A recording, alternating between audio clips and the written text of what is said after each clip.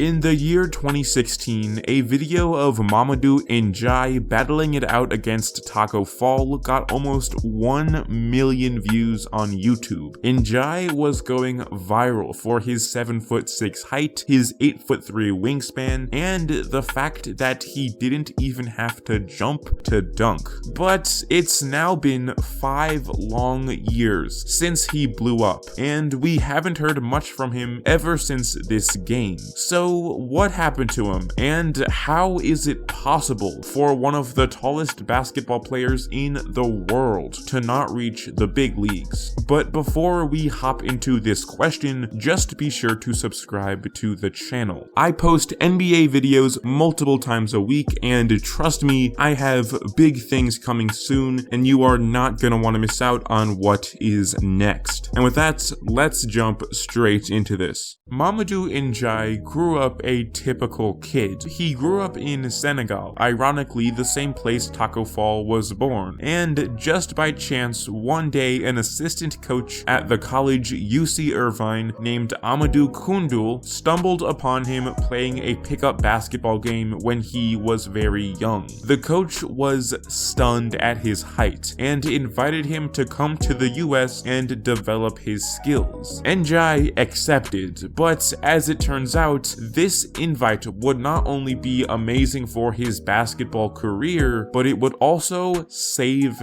his life. Nobody knew it at the time, but when NDiaye landed in the United States and got some tests ran on him, doctors learned that he had a life-threatening tumor in his brain. The tumor caused NDiaye to not stop growing, and it would have eventually also made him blind if they had not caught it. With the tumor removed, NDiaye was ready to get on the court and dominate, except after all the treatment and rehab, the man could barely move and was extremely out of shape. His own coach said that he could only run down the courts a few times before being completely pooped. At that level though, nobody cared. The guy was massive. He put up 27 points, 14 rebounds, and 4.5 blocks a game in his senior season, and got the attention of the Guinness World Record book. As a 7'5" high schooler, he was named the tallest high school basketball player in the country, and was also the number 6 ranked player in his state of California. In honor of the assistant coach that had discovered him and saved his life, NDiaye committed to UC Irvine to play college ball. He was the tallest player in the entirety of college basketball, but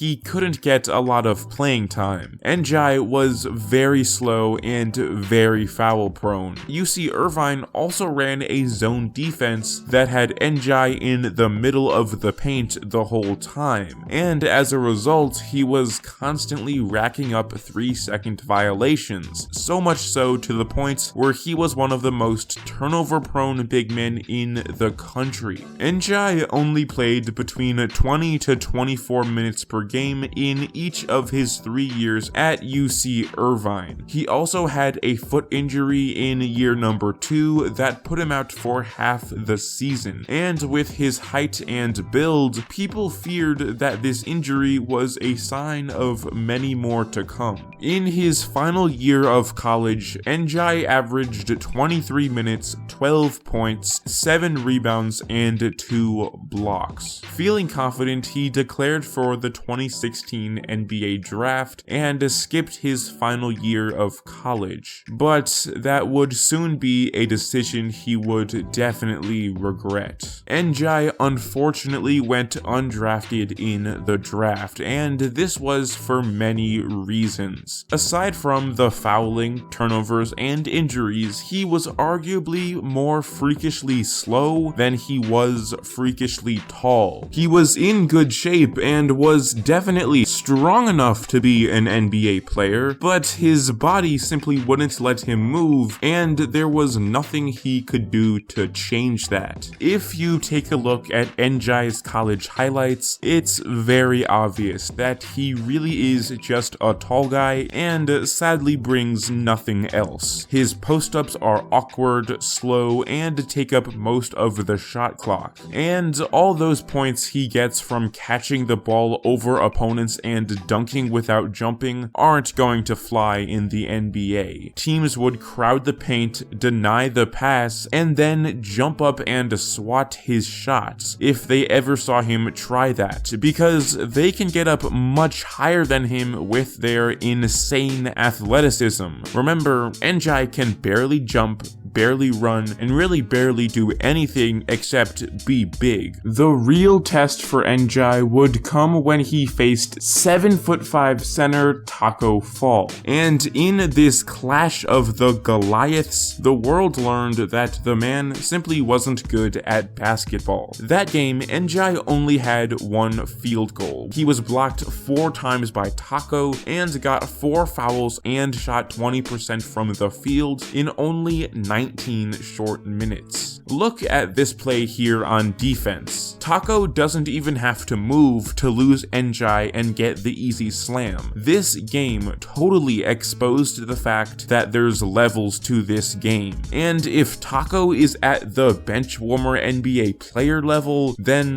where in the world is NDiaye? Still, NBA teams don't just let a 7'6" man go. He played for the Warriors in the 2016 Summer League, but only played 3 games and put up 6 minutes, 2 fouls, and 0 points per game in that time. Since then, there haven't been many talks of Mamadou making any push for the NBA, but he is still balling out in other leagues. Since 2018, he's been playing pro ball in Mexico and has also played at the Drew League as well. NDiaye met Meta World Peace at the Drew League 2 years ago, and ever since the two have been training together. Recently, the man has been helping out the basketball YouTube family and has collaborated with a ton of other channels. So Mamadou, if you're out there, I'd love to use you for clickbait one more time in a video, and yes, just to get that beef brewing a little bit more, I do think that my 5'10" self would beat you in a one-on-one. Bring it on. Anyways, the disappointing fall of Mamadou NDiaye is a testament to the changing ways of the NBA. The league's tallest players used to be 7'8" or 7'7", and now, before Tacko arrived, there was a run there where a 7'3" man was the tallest guy in the league. Having sheer height just isn't enough nowadays with the way the league is changing. Nowadays, we have to ask ourselves the question, is it possible to be too tall for basketball? The answer is yes. If you can't guard or knock down a three-pointer, why should anybody care about your height? And these two skills become harder and harder to master the taller you are. It's a realization that has hit NDiaye hard, but he's not alone. Simbalhar was 7'5" and was built like a refrigerator, but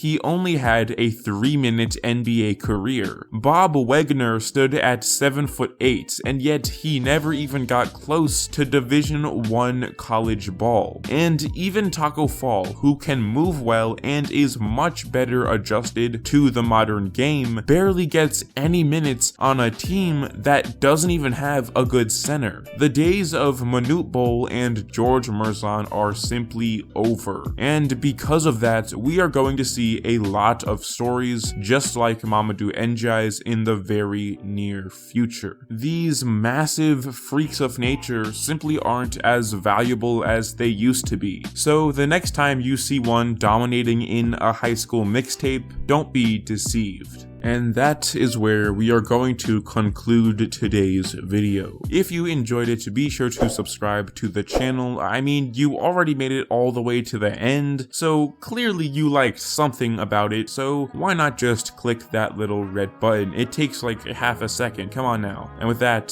stay safe out there.